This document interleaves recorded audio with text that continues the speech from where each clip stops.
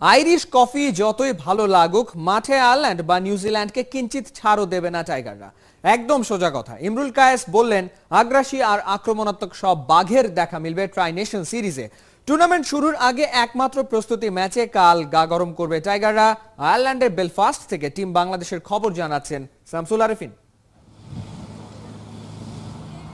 হাতুরু সিং এর হাতের কাছে দুই ক্যাপ্টেন পালা করে পরামর্শ করছেন, যদিও বেশিরভাগ ক্ষেত্রে সাকিব মাশরাফি দুজনেই শ্রোতা। কথায় আছে, মনোযোগী ছাত্রের ফল ভালো হয়।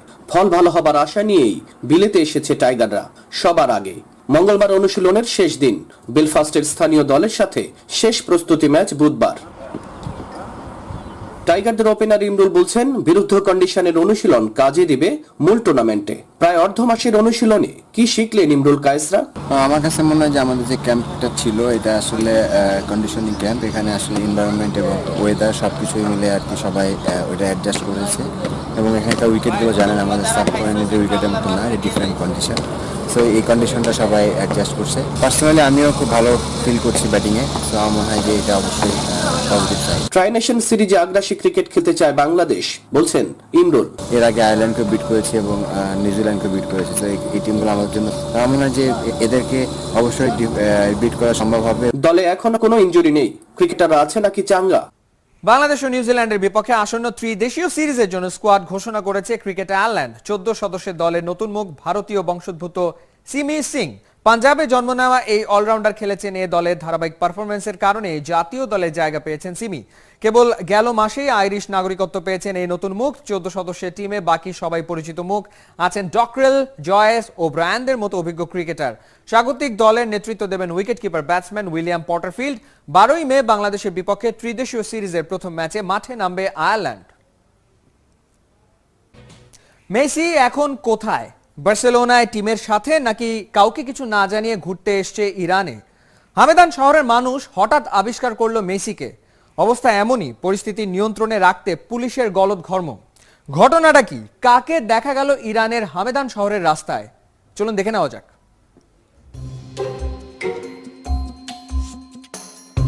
মন হর হামেশা ধোকা খায়, চোখও ধোকা খায়, তবে তা কালে ভদ্র। তবে মাঝে মাঝে সেই ধোকা চরম বিস্ময়ের জন্ম দেয়। যাকে দেখছেন তাকে সামনে পেলে আপনি নিশ্চিত ছুটে যাবেন একটা সেলফি তুলতে বা একটা অটোগ্রাফ নিতে। বন্ধু বান্ধবদের সেই সেলফি দেখাবেন গর্ব করে।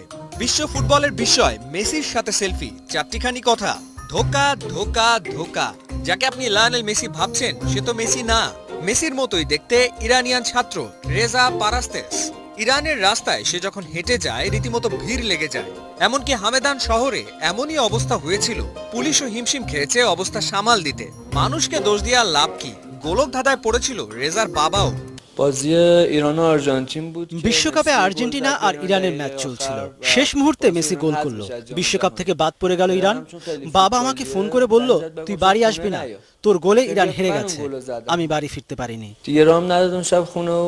দিনরাত সে মেসি জার্সি পরেই ঘুরে বেড়ায়, সবার সাথে সেলফি তোলে, বেশ ভালো সময় কাটে তার। শুনলে হাসবেন, রেজার আবদার। পৃথিবীর সেরা ফুটবলার মেসি। ও অনেক ব্যস্ত, ওর অনেক কাজ। আমি মেসির প্রতিনিধি হয়ে ওকে সাহায্য করতে চাই। পথে ঘাটে হঠাৎ মেসির সাথে দেখা হয়ে গেলে একটু নিশ্চিত হয়ে নেবেন আসল মেসি তো নাকি রেজা। বিসিবির মাথা ব্যথার কারণ হয়ে দাঁড়িয়েছে আম্পায়ারিং। প্রথম, দ্বিতীয়, তৃতীয়, এমনকি প্রিমিয়ার লিগ অভিযোগে কাহিল আম্পায়াররা। ডিপিএল এর সময় মতো মাঠে যাননি আনিসুর রহমান। বিসিবির কারণ দর্শানোর নোটিশ পৌঁছে যাচ্ছে তার কাছে। আম্পায়ার্স কমিটির চেয়ারম্যান শেখ সোহেল জানিয়েছেন, এখন থেকে ক্যামেরার চোখে নজরবন্দি থাকবে তৃতীয় বিভাগ ক্রিকেটও। দেবচৌধুরীর রিপোর্ট। ঢাকা প্রিমিয়ার লিগ ক্রিকেটের reserve umpire Moniruzzaman Tinku match চালাচ্ছেন, কারণ সময় মতো মাঠে যাননি নির্ধারিত আম্পায়ার আনিসুর রহমান। 3 দিন আগের ছবি বিকেএসপিতে। নির্ধারিত সময়ের প্রায় 2.25 ঘন্টা পর মাঠে পৌঁছে দায়িত্ব বুঝে নিয়েছিলেন আনিসুর রহমান। দেশের লিস্ট এ ক্রিকেটে আইসিসি প্যানেল আম্পায়ারের এমন কাণ্ড। ঘটনার দিন সকালে 3 আম্পায়ার ঢাকা থেকে একসাথেই মাঠে যাবার কথা ছিল। মাসুদুর রহমান মুকুল এবং রিজার্ভ আম্পায়ার মনিরুজ্জামান টিঙ্কু ঠিক সময়ে উপস্থিত হলেও আনিসুর রহমান আসেননি। তাকে ফোন দেয়া হলেও রিসিভ করেননি। অবস্থা বেগতিক। আম্পায়ার্স কমিটিকে সাথে সাথেই ঘটনা জানিয়েছিলেন ম্যাচ রেফারি। ম্যাচ শেষে আম্পায়ার্স কমিটিকে লিখিত বক্তব্য জানান ম্যাচ রেফারি। কেন বা কি হয়েছিল সেটা আনিসুর রহমানের কাছে জানতে চাওয়ার সুযোগ ছিল না, কারণ সাংবাদিকের সাথে আম্পায়ারের কথা বলা নিষেধ। সবচেয়ে অবিশ্বাস্য ব্যাপার হলো অভিযোগ থাকা সত্ত্বেও ঘটনার 3 দিন পরও আম্পায়ার্স কমিটির চেয়ারম্যানের কাছে কোনো তথ্যই জানায়নি সংশ্লিষ্টরা। 71 টিভির কাছে ঘটনা শুনে রীতিমতো বিস্মিত শেখ সোহেল বেশ চটেছেন। না, এখনো পর্যন্ত আমার কাছে এরকম কোনো অভিযোগ আসেনি। এটা আজকে আপনার কাছে আমি শুনলাম। এটাও খুব একটা কঠিন একটা ব্যাপার, এটা একটা অত্যন্ত অপরাধ। সে আম্পায়ার বলে যে এটা নিউ টাইমে আসবে না, এটা একটা সার তাকে আমরা আম্পায়ার কমিটির দিকে দেবো, এটাও ঠিক না। ডেফিনেটলি আমরা এরকম ভুলের জন্য আনিস ভাই কেন যায়নি এই কৈফিয়তটা আমাকে দিতে হবে। আগামী সপ্তাহে ঢাকায় আসছে আইসিসি আম্পায়ার্স বিভাগের কর্মকর্তারা। বাংলাদেশের আম্পায়ারদের নিয়ে চলবে ওয়ার্কশপ, শেখানো হবে নানা কিছু, কিন্তু কতটা কাজে দেবে সেটা বলা মুশকিল। দেবচৌধুরী, 71। বড় বড় আসর মানেই বাংলার অ্যাথলিটদের নিয়ম রক্ষার অংশগ্রহণ, ওদের অভিজ্ঞতার বেলুন বড় হয়, ক্রীড়া প্রেমীদের প্রত্যাশার বেলুন ফুটো হয়। ইসলামিক সলিডারিটি গেমসে এর ব্যতিক্রম হবে। 57টা মুসলিম দেশের অ্যাথলিটরা অংশ নিচ্ছে। গলায় চকচকে ধাতব পদক তোলা তো আর 4টি কথা না। যে দু একটা ইভেন্টের সম্ভাবনা আছে তার একটা ভারোত্তোলন আশা দেখাচ্ছেন এসএ গেমসের স্বর্ণকন্যা মাবিয়া। সাইফুল রূপকের রিপোর্ট।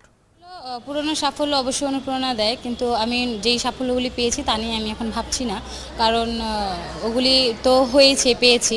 এখন নতুন করে আমি তৈরি হয়েছি বা নতুন করে ট্রেনিং পেয়েছি, তো নিজেকে নতুন করে সাজাচ্ছি। একটা অর্জন কতদিন মনে থাকে? লাইমলাইটে থাকতে হলে বাগাতে হবে নতুন নতুন পদক। বর্তমান আর ভবিষ্যতে বিশ্বাসী মাবিয়া ছাড়িয়ে যেতে চান গেল এসএ গেমসের কীর্তি। চ্যালেঞ্জটা বড়, 57 দেশের অংশগ্রহণের ইসলামিক সলিডারিটি গেমস। আজারবাইজানের বাকু যাচ্ছেন বাংলার 2 নারী ভারোত্তোলক। মাবিয়া ভার তুলবেন 63 কেজি, আর সাউথ এশিয়ান গেমসে সিলভার জেতা ফুল্লপতি চাকমার ইভেন্ট 53 কেজি। আমার মনে হয় না আমার ট্রেনিং কোনো ঘাটতি আছে, আর এতগুলি দেশের মধ্যে প্রতিদ্বন্দ্বী তো থাকবেই, একটা না একজন তো স্ট্রং হবেই, তো ওইটা দিয়ে তো আর ভয় পেলে হবে না। আজ প্রস্তুতি নিয়েছি, ভালো কিছু করব। গত 7 তারিখে তুর্কিতে গেলাম। তুর্কি থেকে অনেক ভালো পারফরমেন্স হয়েছে, এখন আবার অবশ্যই ভালো হবে। টানা 4 মাসের ট্রেনিং ওদের দুজনকে দীক্ষা দিচ্ছেন লোকাল ওস্তাদ। গেল মাসে তুর্কমেনিস্তানে ম্যাচ প্র্যাকটিসটাও সেরে এসেছেন মাবিয়া আর ফুল্লপতি। বাকুতে কারা হতে পারে এদের শক্ত প্রতিপক্ষ? সলিডারিটি গেমসও অনেক স্ট্রং টিম, যেরকম ইজিপ্ট এরা ন্যাশনাল অলিম্পিকে মেডেল পায়, এবং কাজাকিস্তান, আরও অনেক দেশ আছে স্ট্রং দেশ। তো আমি আশা করছি ওদের সাথে ফাইট হবে এবং ভালো কিছু আমরা পেতে পারি। গেমস শুরু 12 মে, পরদিন ফুল্লপতির খেলা। 14 তারিখে ভার তুলবেন মাবিয়া।